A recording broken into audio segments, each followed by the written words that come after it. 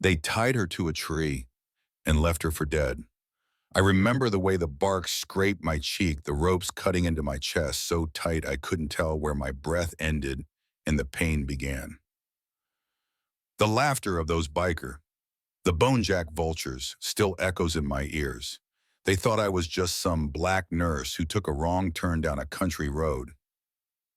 They didn't know who I was, and they sure as hell didn't know who my husband was.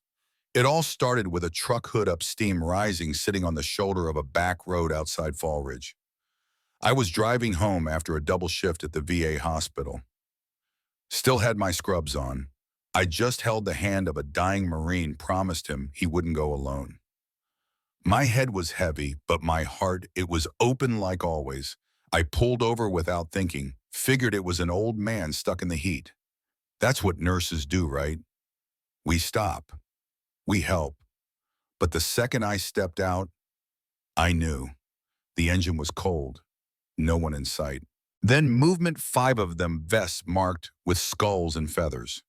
One grinned with teeth the color of old tobacco. Another called me a do-gooder with a few more syllables and a whole lot of hate. I turned to leave, didn't even make it 2 steps. They hit me in the gut so hard I folded, gasped, begged them to just let me go. I told them I was a nurse, I helped people, maybe I even helped one of their own. Didn't matter. You people always think you can go wherever you want, the tall one with the snake tattoo whispered right before slapping me so hard I saw stars. They dragged me into the woods, tied me to a sycamore with rope that cut deep, circled my chest till I could barely breathe. Said I'd be a warning for the next one like me who tried to feel too comfortable in their county. I didn't scream, I didn't cry, but with my last bit of strength, I pressed the band on my wrist, a medical alert bracelet disguised as a wedding gift. It wasn't just a ring, it was a signal, and the man on the other end was Delta Force. Back at our little farmhouse 10 miles away, Ethan was cleaning a rifle when the alert lit up his phone like a flare. He froze for just a second, then the soldier in him kicked in. No backup, no hesitation, just a duffel bag, boots, and a face like war. While I hung there, sweat mixing with blood, lips cracked from heat and thirst, I kept whispering to myself, "He's coming. Just hold on." And when the sound of motorcycles finally faded into the distance, when the shadows around me started to blur, that's when he stepped through the trees. "Lena," he said, low, steady voice like home. I blinked through tears and saw his face calm but storming inside. He cut me loose, checked my wounds with hands that trembled only when they brushed over my ribs. I tried to warn him, "They'll be back." But before the words even left my mouth, the sound of engines rolled back into the clearing. 3 of them walked in, laughing, liquor bottles swinging. Then they saw Ethan. What the hell, one started, but he never finished. Ethan moved like a shadow with teeth. The first one took a knee to the face. The second chain, still halfway raised, got slammed into the tree that had held me hostage. The third lunged with a knife and ended up zip-tied in the dirt. 30 seconds. No one touched him. Not once, but when the sheriff's deputies showed up, they didn't ask a damn question. They cut the bikers loose, arrested Ethan. Aggravated assault, they said. I stood there bleeding, bruised, barely able to stand, and they threatened to cuff me, too, if I didn't calm down. That's when I knew this wasn't just a gang. This was the whole damn system. But fate, or maybe grace, gave us one ally that day. Deacon Elijah, an old church elder with a dashboard camera and a righteous heart. He'd seen the whole thing followed from the road. Said he had it all on a chip, face his truck attack, and handed it to me like it was a Bible. "You call the sheriff," he warned, "you're just feeding the fire." That night I didn't sleep. The bruises bloomed purple and blue across my body, but I felt something harder blooming too. Resolved. We met in our kitchen, May Ethan the deacon, and later a reporter named Isabel, who came from the city because local papers were too scared to print the truth.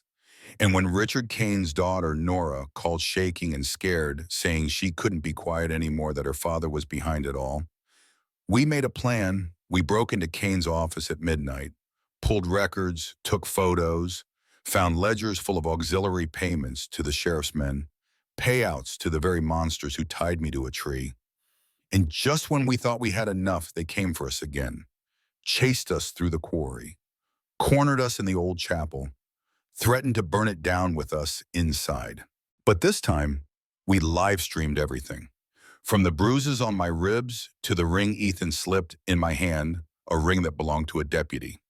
From the threats Briggs shouted outside the church doors to the moment he kicked them open, camera rolling. And when the FBI finally burst in, when Briggs screamed that this was his county and called his deputies to stand with him, they didn't. One by one, they laid down their rifles. The badge didn't mean what it used to anymore. And right then, for the first time in a long time, I felt the scales tilt. But it didn't stop there. They tried to burn the courthouse, erase the files, sent men to dump evidence in the quarry lake, hired muscle with rifles and unmarked vans. We didn't stop. We exposed them. And when they came again with fire and fear, we met them with truth and light.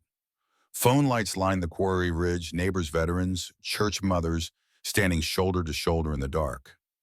The sheriff was arrested. The developer's men went down. But deep down, we knew it wasn't over. Because men like that don't die in daylight. They slither back into shadows. They regroup. They try again. So we stayed loud. We kept the stream running. We didn't go quiet. And now I ask you, if it was your wife tied to that tree, if it was your neighbor who disappeared, would you fight, would you speak, or would you stay quiet and hope the storm passes you by? Because here's the truth. No one wants to admit it doesn't matter how far you run. If you don't stand up, the rope always finds another neck. So tell me in the comments below, is silence safer or just slower death? Have you ever seen justice buried? Have you ever watched someone claw their way out of the dirt? Tell us what you think, because this fight, it isn't over, not by a long shot. If you believe the truth matters, like, subscribe, and please drop a comment. We want to hear your voice, especially if they've tried to silence it before. They tied her to a tree and left her for dead.